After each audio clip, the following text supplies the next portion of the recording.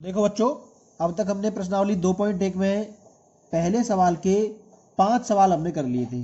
पहला, दूसरा, तीसरा, चौथा, पांचवा। अब सवाल नंबर पहले में ही छठवां पार्ट करेंगे हम। देखो छठवें में क्या दिया है, 2 सही 2/3 प्लस 1 सही 1/2। इन दोनों को जोड़ना है, और जोड़ना है तो हम क्या करेंगे, पहले ये सही बट्टे वाली जो भिन्न है ना, उसको साधारण बनाएंगे। तो देखो आप जानते हैं साधारण कैसे बनाते हैं। 2 3 दूनी 6, 6 और 2 8। तो ये हो गया हमारे पास 8/3 प्लस 3 दूनी 6 और 1 7, तो 7/2। अब इन दोनों को हल करना है तो कुछ नहीं करना, बस एलसीएम ले लो। तो 3 और 2 का एलसीएम क्या आता है, 6। तो 6 एलसीएम आ गया। अब 3 का भाग दो 6 में, 3 दूनी 6, तो 2 बार गया। अब क्या करेंगे हम, 2 का गुणा 8 में कर देंगे, 8 दूनी 16 प्लस 2 का पाढ़ा अब पढ़ेंगे हम 6 में 3 बार, और 3 सत्ते 21। दोनों को जोड़ दो, कितना हो गया। तो देखो हमने जोड़ा 6 और 1 7, और 1 और 2 3, तो 37/6। हम चाहे तो इसको सही बट्टे में भी लिख सकते हैं। कैसे, 6 का भाग दे दो 37 में, कितनी बार जाएगा, 6 छके 36, 6 बार गया। 1 बचा, 1 को लिखा ऊपर, 6 को लिखा नीचे। ये आंसर लिख लो, चाहिए लिख लो, बात बराबर है। उसी प्रकार अब सवाल नंबर 7। तो देखो सवाल नंबर 7 क्या दिया है, 8 सही 1/2, इसमें से घटाने में 3 सही 5/8। तो हम क्या करेंगे, पहले सही बट्टे वाली भिन्न को साधारण बनाएंगे। तो 8 दूनी 16, 16 और 1 17, 17/2 माइनस 8 या 24, 24 और 5 29/8। अब दोनों का ले लो एलसीएम। तो देखो 8 और 2 का एलसीएम कितना आएगा, यह आएगा हमारे पास 8। तो 2 का पहाड़ा पड़ा 8 में, कितनी बार, 4 बार।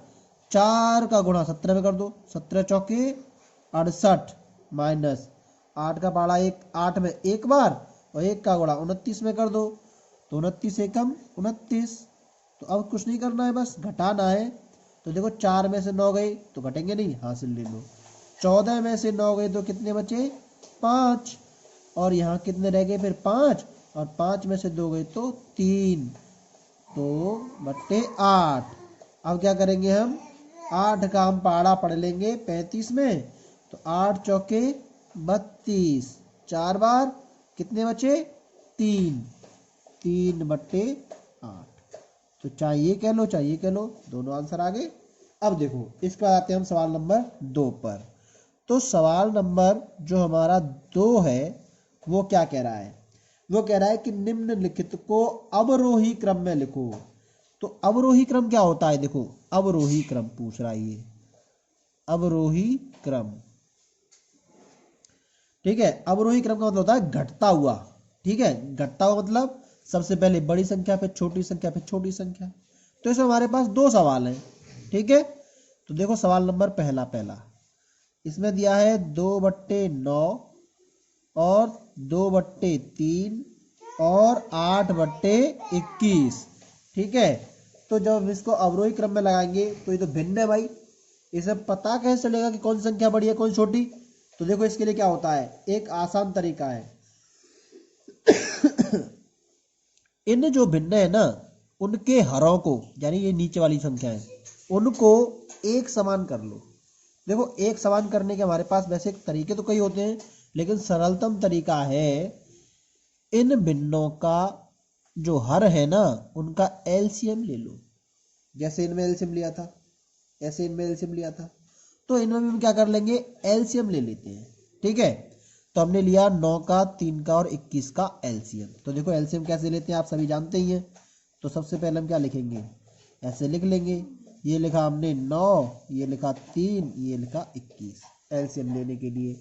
तो हमने सबसे पहले भाग देंगे 3 का ही, क्योंकि 2 का तो जाएगा ही नहीं। तो 3 तिया 9, 3 एकम 3 और 3 सत्ते 21, फिर 3 एकम 3, 1 और 7, फिर जाएगा 7 का और 1। तो हमारे पास एलसीएम कितना आ गया, ये आ गया एलसीएम 3 × 3 × 7।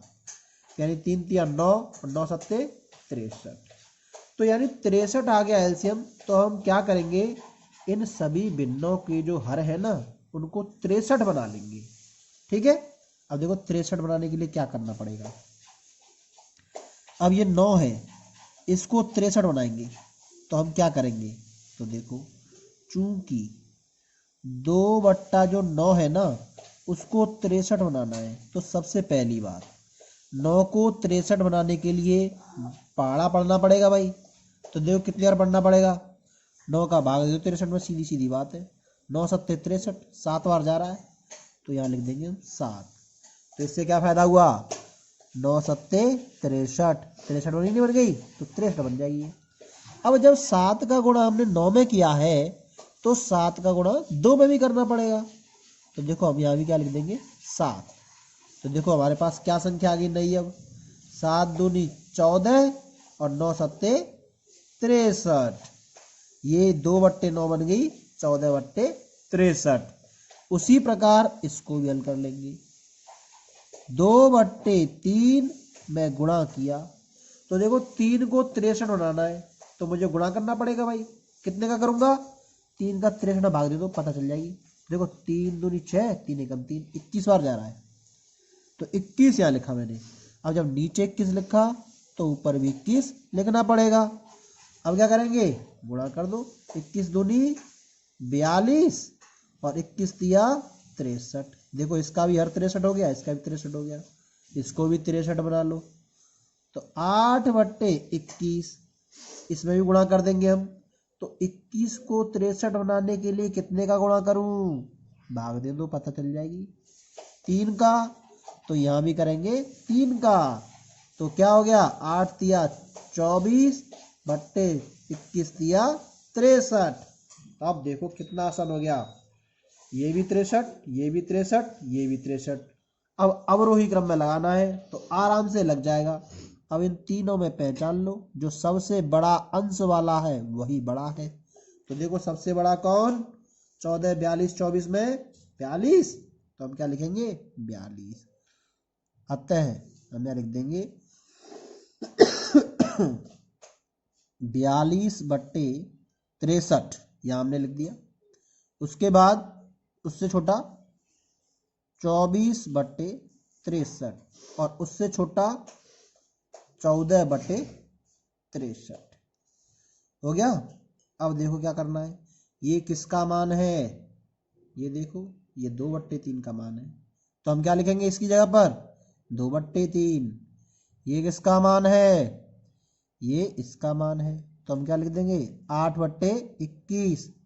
और ये किसका मान है, देखो ये इसका मान है, तो 2/9।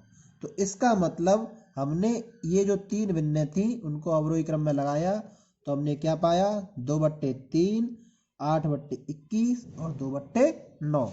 तो ये सबसे बड़ी है, उससे छोटी ये है और उससे छोटी ये है। ठीक है, आ गया समझ में, नहीं आया तो देखो इससे बाद जो अगला सवाल है ना 2 वाला, उसको कर लेते हैं। तो देखो क्वेश्चन नंबर 2 करेंगे हम, क्वेश्चन नंबर 2 का सेकंड। इसमें क्या है, इसमें दिया है हमारे पास 1/5, 3/7 और 7/10। अब इसको भी हमें अवरोही क्रम में लगाना है।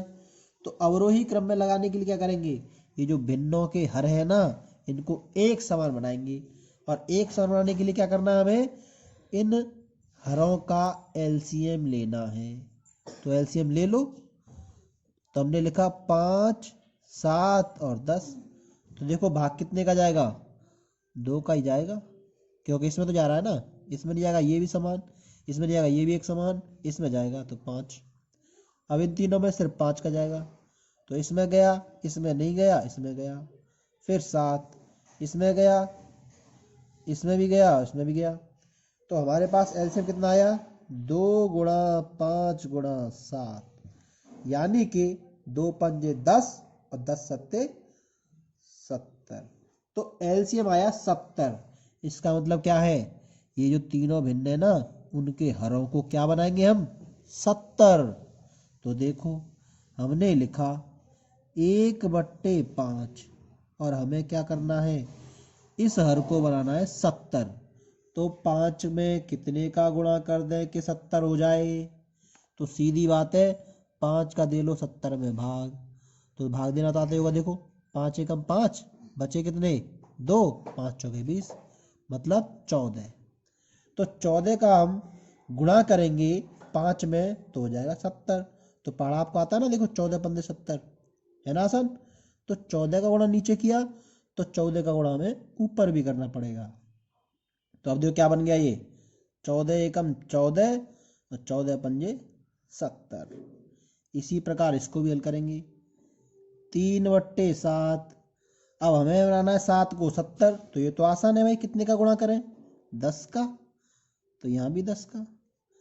तो क्या हो गया, ये 10 तिया 30 और 7 दाई 70। इसी प्रकार इसको भी कर लेंगे। तो हमारे पास है 7/10। 10 को 70 बनाने के लिए क्या करना पड़ता है, 7 का गुणा। तो यहाँ भी 7 का गुणा करना पड़ेगा। तो 7 सत्ते 49 और 10 सत्ते 70। तो आसानी से अब हमें पता चल गया कि कौन सी भिन्न बड़ी है। देखो इसका जो अंश है वो बड़ा है, तो यही बड़ी है, फिर उससे छोटी ये, फिर सबसे छोटी ये।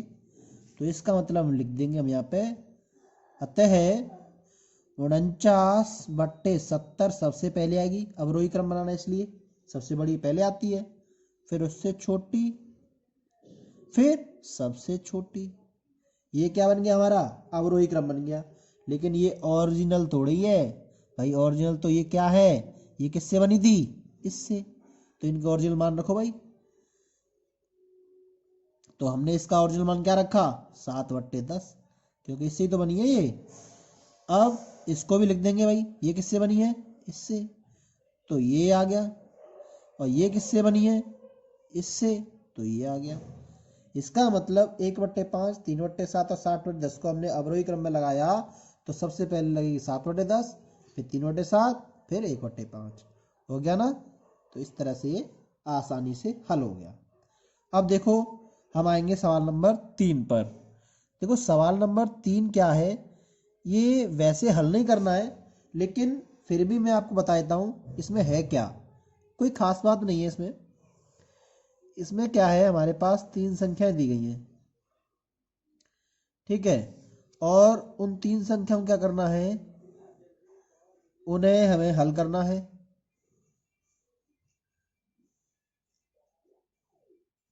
तो हमने हल किया तो देखो क्या हुआ।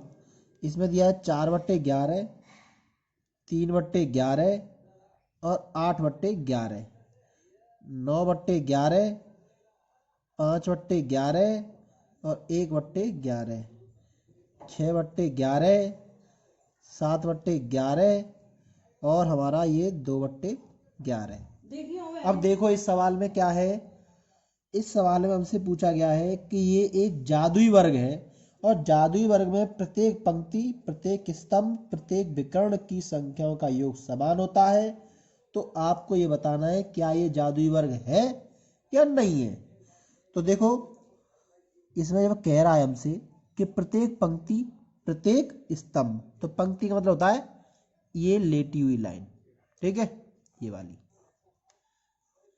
तो हमें ये पता करना है क्या ये तीनों बराबर है, और क्या ये तीनों बराबर है, और क्या ये टेढ़ी भी बराबर है। अगर ये सब तरीके से बराबर बैठ जाए तो ये जादुई वर्ग है, नहीं तो नहीं है। तो देखो पहली पंक्ति, तो देखो पहली पंक्ति जोड़ के देखो, 4/11, 9/11 और 2/11। तो देखो अब इनके जब हर समान है ना, तो जोड़ना बहुत आसान है। तो हर का हर समान रहता है, अंशों को जोड़ दो, 4 और 9 13 और 2 15, ये 15/11 हो गया। दूसरी पंक्ति, तो दूसरी पंक्ति में क्या है देखो, 3/11, 5/11 और 7/11, तीनों को जोड़ा तो 3 और 5 8 और 7 15। तीसरी पंक्ति, इनको भी जोड़ेंगे तो ये क्या है, 8/11, 1/11 और 6/11। तो हमने इन तीनों को भी जोड़ के देखा 8 और 1 9, 6 15। तो देखो तीनों पंक्तियां तो 15/11 15/11 15/11 आ रही है। अब है ना इनके कॉलम यानी ये स्तंभ को भी जोड़ के देख लेते हैं। तो देखो पहला स्तंभ हमने जोड़ा तो देखो क्या हुआ, 4 और 3 और 8, तो 4/11 प्लस 3/11 प्लस 8/11, 7 और 8 15, तो 15/11 हो गया। दूसरा स्तंभ